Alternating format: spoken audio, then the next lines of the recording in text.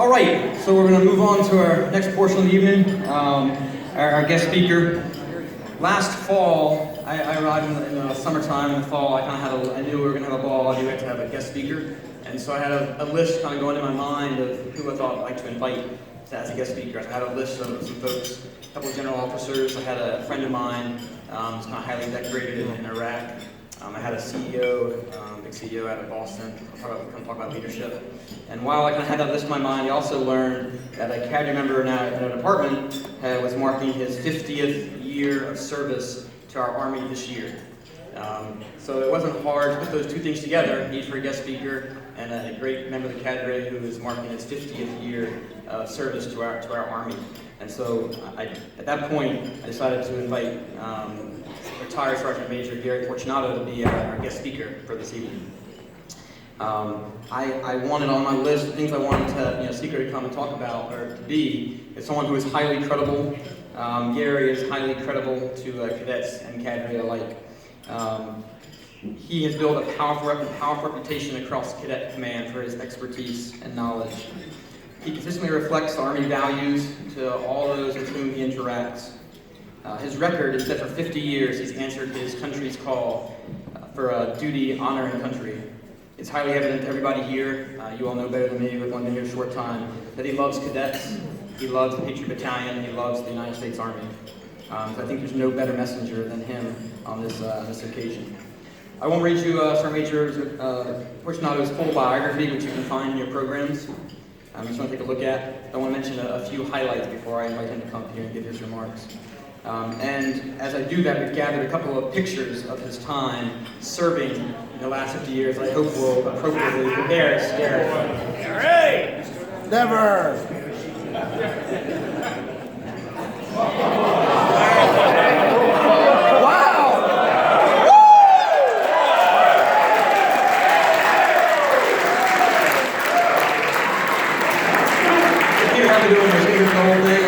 All right. So Gary joined the Army in 1967. He rose through the ranks for 30 years, retired as a Sergeant Major in 1997. During that time, he served as a team chief, platoon sergeant, drill sergeant, multiple times as a first sergeant, multiple times as a Sergeant Major. He served in Vietnam during that war. He deployed as a Sergeant Major to Iraq, Desert Shield, Desert Storm, and he served in numerous other key positions across our Army. Following his retirement in 1997, Gary immediately joined the Patriot Battalion as a contractor. In the Patriot Battalion, as many of you know, he serves as a military science instructor and operations specialist. Those are his titles, but more importantly,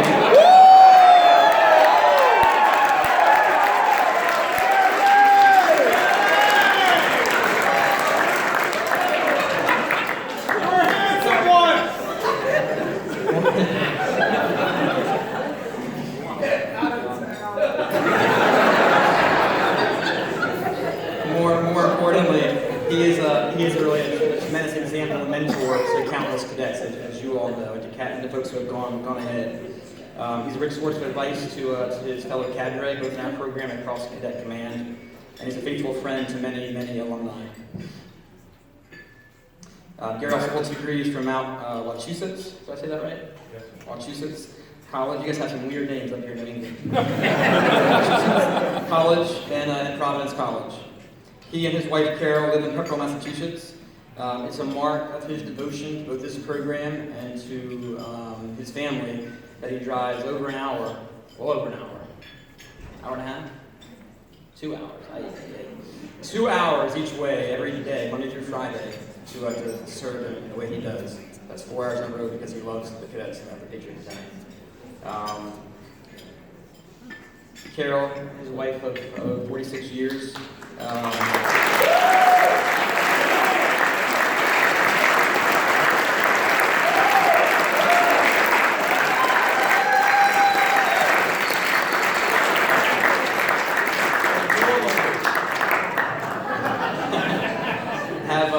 He and Carol have four children. I think they're all here today, and 6 grandchildren. Thank you for you all, for your family, for coming. It's an honor to have you all today, so thank you very much for being here tonight. on this 50th year anniversary of Sergeant Major retired Gary Fortunato joining our Army. 50 years. I've been in the Army 19 years. It seems like a long, long time. That's nothing compared to 50 years. So on this 50th year anniversary of joining our Army, I cannot think of a better messenger for tonight's speech than Sergeant Major retired Gary Fortunato. Here.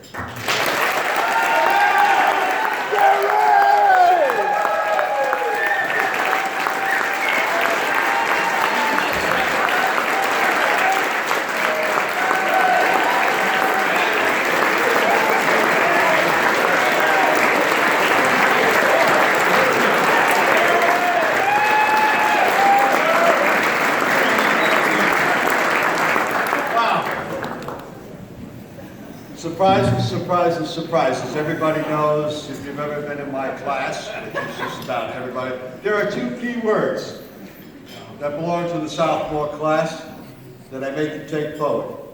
They are ambiance and panache. Tonight, with the adjoining members, your dates, we have the ambiance. Before the night is over, I expect my sophomore class and those who went through the sophomore class to put in the panache.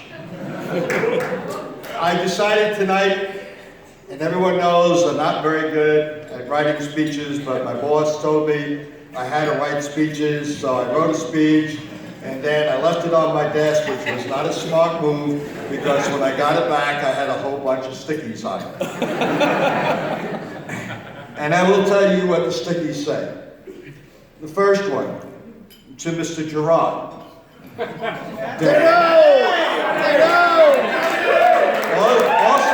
Also known as Captain Gerard, also known as my battle. Right? The water of life in Gaelic is enunciated whiskey. From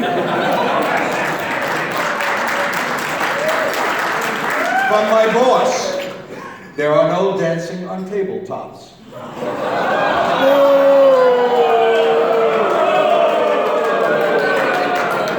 Also from my boss, this will go viral. From my colleague and also teacher, Captain Fiol, his remarks were, take a drink. From Major Lassard, this is not your eulogy.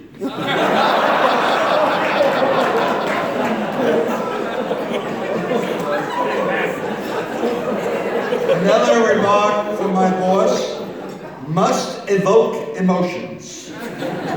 You must be funny.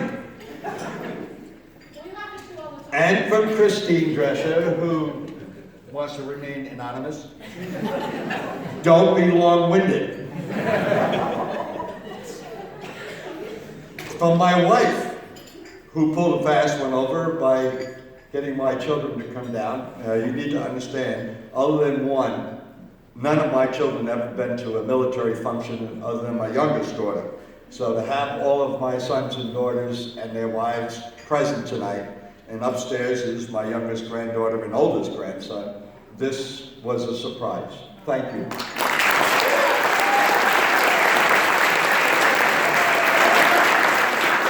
But from my wife comes the note, does anyone listen? And to Major Saparita, how this got on my desk, I don't know. It says, to tell you, no, this is not my retirement. But I decided tonight that I would break this into 3 parts, making them all short, very quick. I understood that the vast majority have absolutely no idea who we are, what we do, and why we do it. But there is one thing that is constant with us.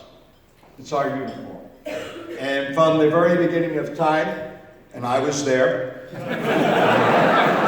the one piece of equipment, regardless of what color uniform we're wearing and which branch of service you're in, there is one thing that is synonymous with this, and it's called the boot. So tonight, I'm going to take you to the Army boot, its branches, because it is this that joins us as one collective group. In the very front is the toe cap. I have to read my own notes. Oh. The toe cap, which is the very front of the boot, is controlled by the armor. Hard, cold, fast. To the left of it, down in the front, is called the ram. This is the supporting portion of the boot, and it is controlled by the engineer branch. Able to establish and defend anything and tear down anything. Coming up, you will notice the eyelets on the boot. Those belong to the military intelligence. For they see far out to the front of the battlefield and give us the information that we need in order to prepare for what we will do. Coming up is the tongue, which belongs to the medical personnel. For it is that which covers us on all portions of our life. It is topped only at the very top by a bow, which is controlled by the chaplaincy branch, which unites both the soldier, his leaders, and his family with his faith. Coming down are the outsole of the boot, this portion over here, which belongs to the most famous of all, the infantry. Yeah. As everyone knows who stands in the military, everyone knows that every soldier, every officer, every warrant officer, all goes through an initial basic, and it is as a soldier. That belongs to the infantry because that is the skill that all of us take forward. It is what we are charged with in our Constitution.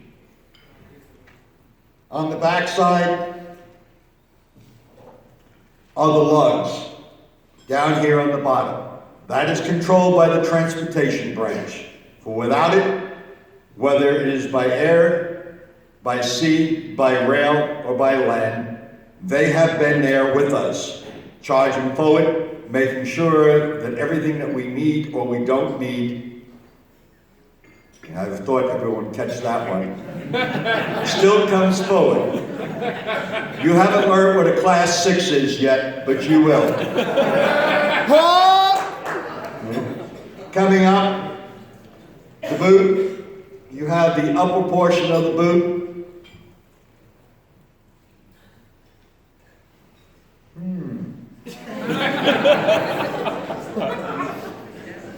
I gave it to somebody. But, yes, I remember who they were. Up here at the top, the collar with the air defense. Now, most of you don't know anything about air defense artillery, okay? But what you got to see in the news the other night with the firing of the Tomahawks, those are the guys who put the umbrella over the top of us to make sure that nothing hits us. So, inside this boot is the SF, hidden but lethal. For the boot, it protects us, gives us an understanding of the ground that we work with. Collectively, the boot is CA because it encompasses us in everything we will ever work with, within the local communities, in the far-off countries that we will serve. You will have to deal with the NGOs and the local inhabitants. It is the CA branch, Civilian Affairs, that brings us that information. On the bottom, there's a little spot in the middle. For those of you who have the older boots, it'll be yellow. Okay? Called a viburnum. This is EOD. This is what takes the impact on this boot, and the EOD is charged with that responsibility. Also on the very back, separation between the sole and the heel is controlled by the military police. Because one thing this portion of the boot does is protect you from slipping and sliding and puts the grip. It is this that represents who you are as individuals. Now you understand about the Army boot. And when you put it on your feet, know what you're walking with. All of us. The next thing the Colonel charged me with is inspiration to the outgoing class and the upcoming classes. Before I get to that, there is a couple of things I have to also put out. Matt Higgins. Put him out. There is no Target in Vermont. That's the department store. There are none. One Walmart. Okay, one Walmart, you are correct. But in all these years, no matter where I've been or done, one professional greater than myself, who's dispensed with the normalities of life, to go on a trip focused and dedicated and very understanding. From this journey, I learned several things. Generals' wives do polish silverware in bathtubs. Entering a brigade commander's house during the annual New Year's reception does not require you to remain on your feet. And yes, all of us, dressed in our finest regalia, are in the band. To my wife, I thank you for 45 years of understanding this business. I have to talk about Providence College, our home, our host. As you well know, they are celebrating their 100th anniversary. ROTC here is celebrating 65 years. Me, mere mortal, 50 years of service to the Army, 20 years to Providence College, is just a moment in time. Today marks the 75th anniversary of the Bataan Death March, and 2 days ago we celebrated the 100th anniversary of World War I. We are a legacy. In 1952, the Dominicans here at Providence College petitioned as one of the first colleges in the United States that was not a land grant to ask and receive an ROTC program. We have Dominicans who have gone through ROTC, and they are at our college. But more importantly is what Providence College said to you, the cadets. Whether you are from Brown University, Bryant University, Johnson & Wales University, University of Massachusetts, Dartmouth, Rhode Island College, the community colleges of Rhode Island, you are home. They proved that to us just a few years ago when the missing class of 1944 came back up to celebrate their final anniversary. They were escorted from Attleboro by the state police and brought onto the campus by the Providence police. This was their home. This is what they remembered.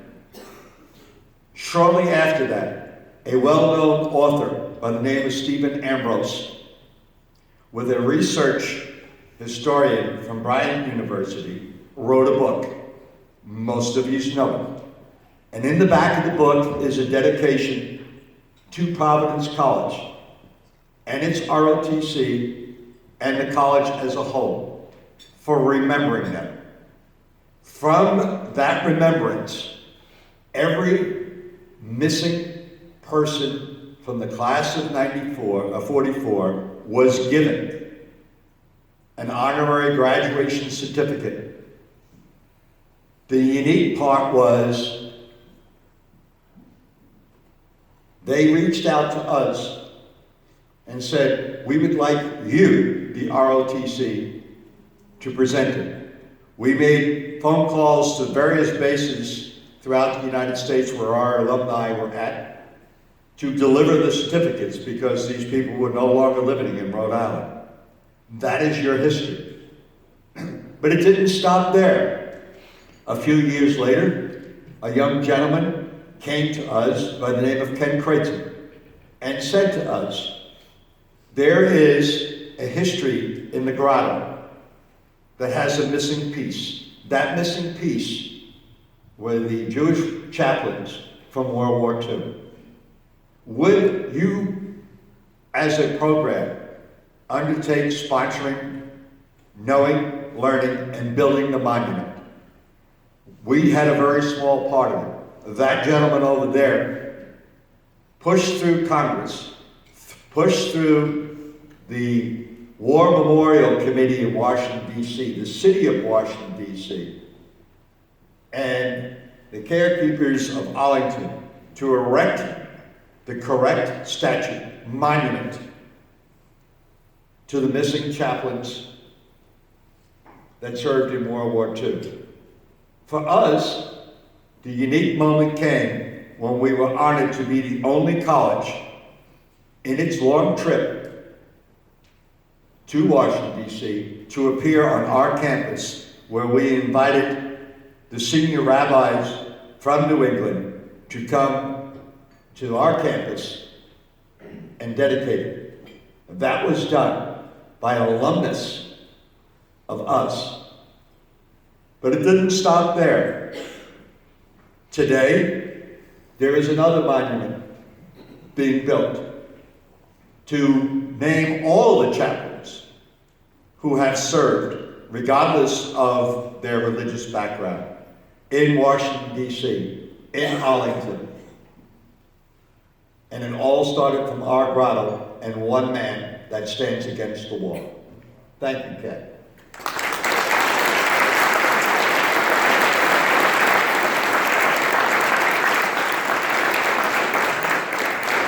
Now, my imparted wisdom to the senior class and those coming up. The commissioned officer in the United States is a dedicated soldier leader. They are professional through and through, who take great pride in themselves, their unit, the Army, and the country. The commissioned officer is a leader of soldiers, and as such, sets the example in professional competence and dedication. They are only satisfied with outstanding performance and results. They will accept nothing less than the best.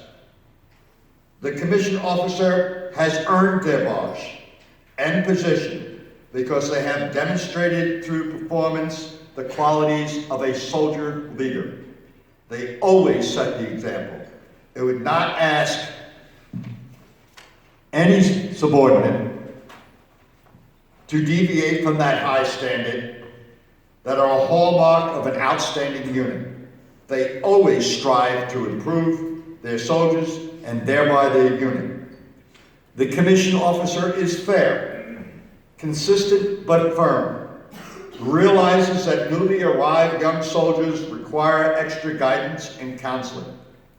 They are always interested in their welfare of their subordinates, their families, and see to their needs. They counsel their subordinates who do not measure up and sees to it that disciplinary action is taken whenever it is required. They also ensure that those who are deserving receive appropriate recognition to include awards and promotions. The commissioned officer is a master of their profession. They may be a leader in combat arms units or in administration, supply, maintenance, communication, or transportation, but they are proud. And they are dedicated soldiers first and foremost. Their standards of performance and their performance of their subordinates reflect that fundamental fact. They are masters of the profession and take great pride in imparting their extensive knowledge. They function as a soldier leader, and as such, does not hesitate to take the action necessary to fulfill their responsibilities. They willingly support and carry out the decisions of their superiors. However, they are alert to take the initiative in the absence of orders. They set the example in personal appearance, military courtesy, conduct, and performance. They immediately correct any deficiencies noted. They take the lead in preparing and supervising the unit in training, maintenance, and inspections. They are responsible for the whereabouts and control of their soldiers and know their statuses at all times. Does not tolerate floaters or drifters. They, along with their NCOs, take the lead in actual conduct of training and become the most knowledgeable in the techniques, ensuring to meet their combat readiness mission. They are responsive to problems, both professional and personal, of their subordinates and actively assist in their timely solution. They understand fully that their NCOs are the stable link in the chain of command and provide the stability and continuity within the unit. Since they exercise authority, they respect authority and see to it that all orders and directions are carried out in a professional manner. Those things I give to you, seniors, about to be commissioned this May. There is an interesting fact when you look at who we are as a family. Over 2,000 have graduated from this program. Over 636 have graduated from Ranger School. 338 graduated from the Airborne School. 82 have graduated from Air Assault. 3 from WINSEC, which ties us to the Southern Command. 1, the first and only cadet ever to complete Sapper School and be tapped. 1 graduate carries the Army Diver Badge, the first one from a cadet rank. He still serves. He just finished a tour at the Naval War College and still in command. 62 have completed COPE. This is your family. It is not just the cadets. It is not just the cadre. It is also our families and the brotherhood and sisterhood that you, as a class, whether it's 2017, 2004, bad class. Never should have let that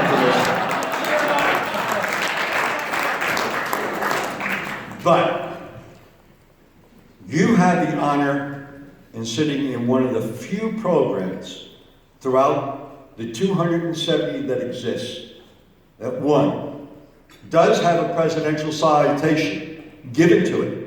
Read the bulletin board.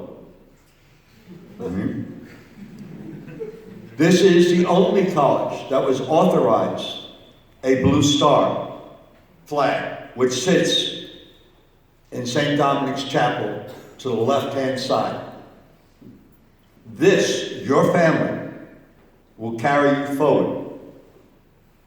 Whenever you think you are lost and need to be sent, remember, regardless of the school that you attend, it is this family that cares the most. Never lose sight that you will have come from this program. Never lose sight that there are Dominican fathers who raised their hand years ago to welcome all of us home. This will always be that. Thank you.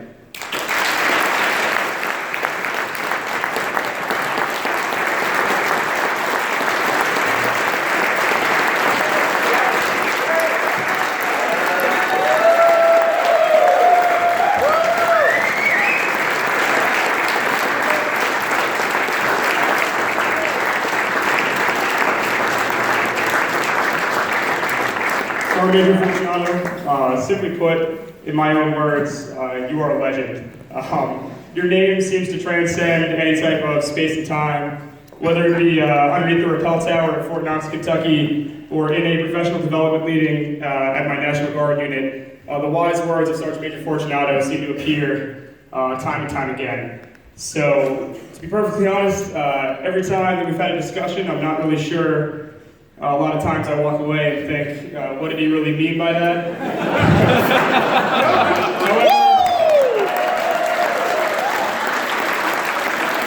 However, I do know that when you're talking, it would be wise to listen. So, on behalf of the cadets of the Patriot Battalion, Sergeant Major Fortunato, we present you with this plaque for your 50 years of service, and I'd just like to read the inscription on it real quick. So in appreciation for half a century of service to our nation and training the leaders of today and tomorrow, congratulations. Thank you very much, Sergeant Major Fortunato. Train to fly the flight.